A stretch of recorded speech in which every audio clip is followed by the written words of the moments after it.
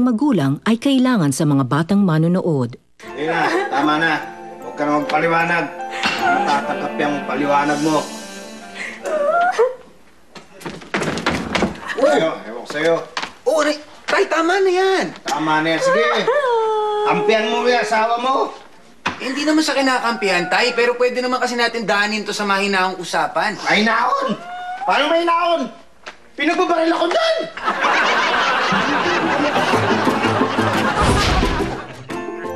Sige, kampihan mo yung nanay mo.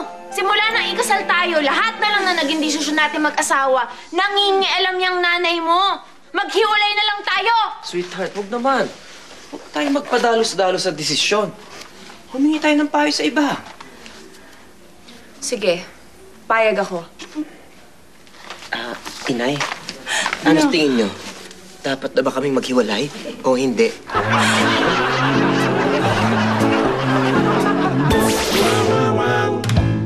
Pagsabihan niyo ho yung anak ninyo, parati na lang pag nag-aaway kami, nagpapakampi siya sa inyo.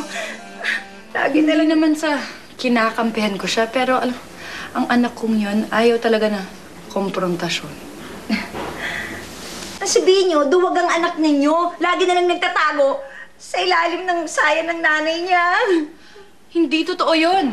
Enrico! Pa, I'm here!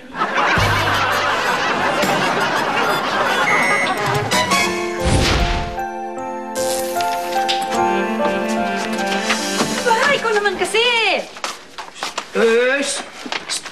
Kayong dalawa, ha? Kayo mag-asawa, ayusin yung pinag-aawayan ninyo, ha? Sige, kumampay ka sa anak mo. Yan ang hirap sa inyo eh. Tuwing nag-aaway kami, lagi ka nandito. Aba, natural. Nandito ako, pamamahay ko to eh. Nakikitira lang kayo dito.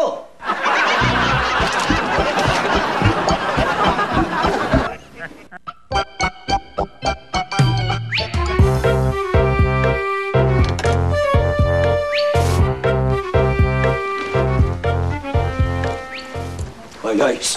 Hold up to. Huwag kang kikilos! Ano magkikilos? Ano, hindi ako magsasalita? Hindi ako kukurap? Hindi ako hihinga? Hindi pwede?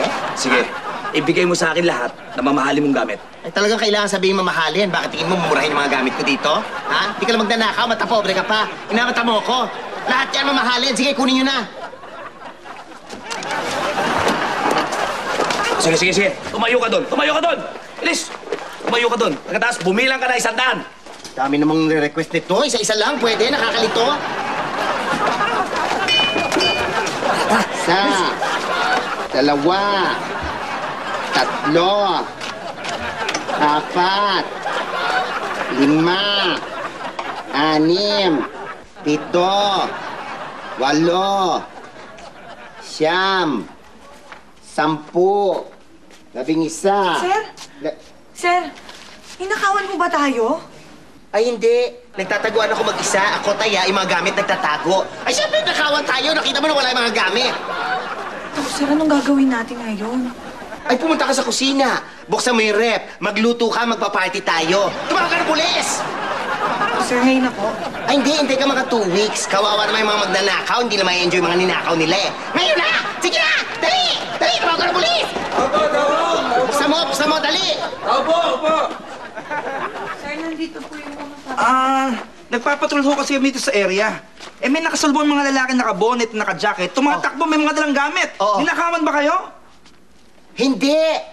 Sadya, mga kilala ko yun, mga bisita yun, nagmamadali, nagpapagarage sale kasi ako. Siyempre, nilakawan! Ano ka ba? Yung itsura, mga magnanakaw talaga yun eh. Huwag kayong mag-alala. Meron po bang nakuha mahalagang gamit? Mahalagang gamit. Wala naman. Flat screen TV, laptop ko, cellphone, leather bag na may wallet ko, na may credit cards, maraming pera, sandamakmak. Mahalaga ba yun? Ang mahalaga siguro, antayin nating makalayo ng konti yung mga magnanakaw habang nagluluto si Inday at magpa-party kayo. Hiyang-hiya naman ako sa inyo, na! Halika dito. Unahin natin yung pagalingan ng baka. Yan! Sa tingin niya, mas magaling na backup.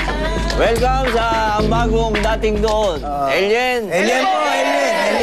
Brad Pitt, ang una pong magtatanong sa atin ay si kapatid na Boy 2. Yes, Si Boy Dakak.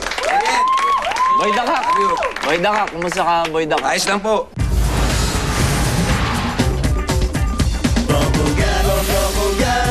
Lugar